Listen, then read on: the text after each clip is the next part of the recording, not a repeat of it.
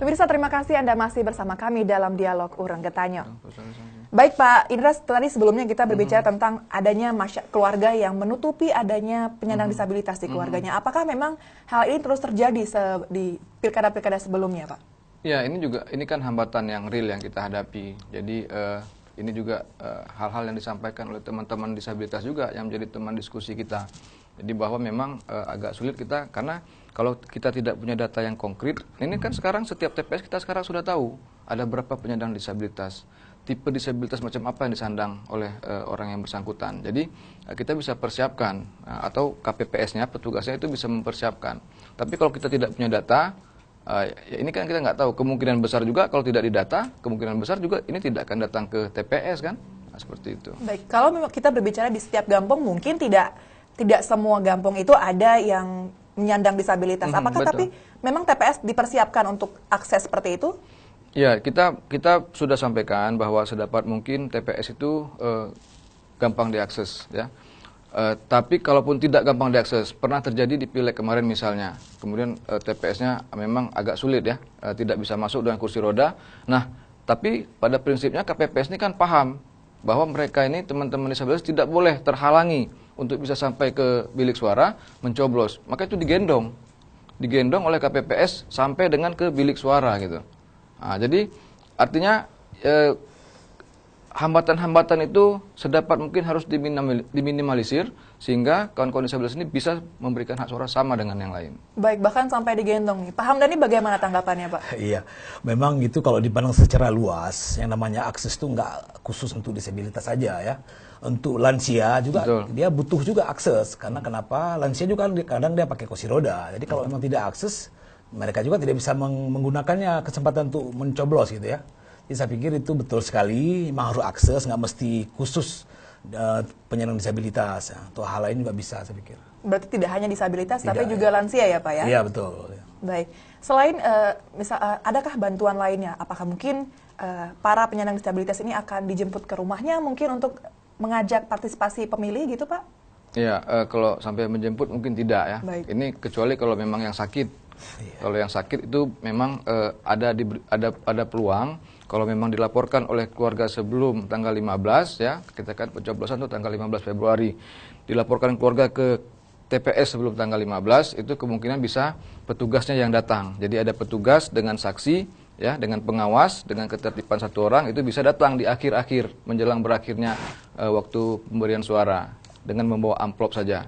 Bawa surat suara, alat coblos, bawa amplop. Nah, pemilih mencoblos kemudian dimasukkan dalam amplop, disegel, nanti dimasukkan di kotak suara ketika kembali ke TPS, seperti itu. Baik, berarti ada perlakuan yang berbeda untuk setiap penyandang disabilitas yang berbeda tentunya Pak ya? Iya, yang penting dipastikan bahwa teman-teman ini tidak terdiskriminasi, mereka bisa menyampaikan haknya, seperti itu. Baik Pak, mungkin sebenarnya seperti apa kita harus mengajak masyarakat, mungkin teman-teman kita di lingkungan yang memiliki teman atau kerabat yang menyandang disabilitas, seperti apa langkah kita sebaiknya untuk mengajak mereka memilih dalam pilkada ini Pak? Ya, kita harus pastikan, kita berikan mereka pride-nya ya, bahwa dalam konteks pemilihan ini tidak ada pembedaan sama sekali antara yang tidak disabilitas dengan teman-teman disabilitas. Yang disabilitas, menteri sekalipun, jenderal sekalipun, jenderal nggak punya hak pilih, menteri sekalipun, presiden sekalipun, itu dihitung satu. Nah, teman-teman disabilitas juga dihitung satu. Nah, walaupun tadi seperti Pak Hamdani sampaikan, ada disabilitas kan ada yang tuna daksa, ada yang tuna runggu, ada tuna netra, ada yang tuna grahita. Tuna grahita ini kan terganggu intelektualnya, tapi tetap dihitung satu gitu. Jadi inilah kesempatan untuk membuktikan bahwa teman-teman disabilitas ini memang menggunakan haknya supaya mereka benar-benar dihargai dan mereka didengar. Kalau mereka ini berkumpul kemudian suaranya memang dianggap efektif, mereka semua memilih, saya yakin ini akan menjadi perhatian untuk para calon pemimpin ke depan, bahwa ini akan diberikan perhatian khusus untuk teman-teman disabilitas supaya mereka ini diberikan misalnya pelatihan, kan, kemudian peralatan, kemudian mungkin bisa diberikan bantuan modal usaha macam-macam yang sesuai dengan keterbatasan mereka gitu. Nah, jadi kalau teman-teman ini memberikan hak suara ya, nyata bahwa real mereka punya suara, saya pikir mereka ini akan menjadi kekuatan politik yang harus diperhatikan oleh para pasangan-pasangan calon yang ingin maju. Baik, yang saya tangkap adalah ini adalah kesempatan para penyandang disabilitas untuk mendapatkan perhatian lebih dari pemerintah. Kalau dari Pak Hamdannya sendiri, apakah memang kaum disabilitas ini memang membutuhkan perhatian dari pemerintah? Sekaligus ini closing statement, Pak. Oke, memang pasti sekali lah ya, kalau penyandang disabilitas itu memang butuh diperhatikan. Artinya seperti saya katakan tadi, kandidat itu mereka kan sudah menyampaikan program kerjanya yang menyangkut kepada kami. Kami pasti sangat mengharapkan ada perhatian karena kami juga punya hak yang sama, apalagi ada Undang-Undang Nomor 8 yang melakukan adalah ada hak di situ, tidak ada perbedaan hak. Kami hak mendapatkan hak akomodasi, semua hak itu kami butuh didapatkan. Baik, untuk mengajak masyarakat, teman-teman kita yang disabilitas lainnya untuk memilih, mungkin Pak?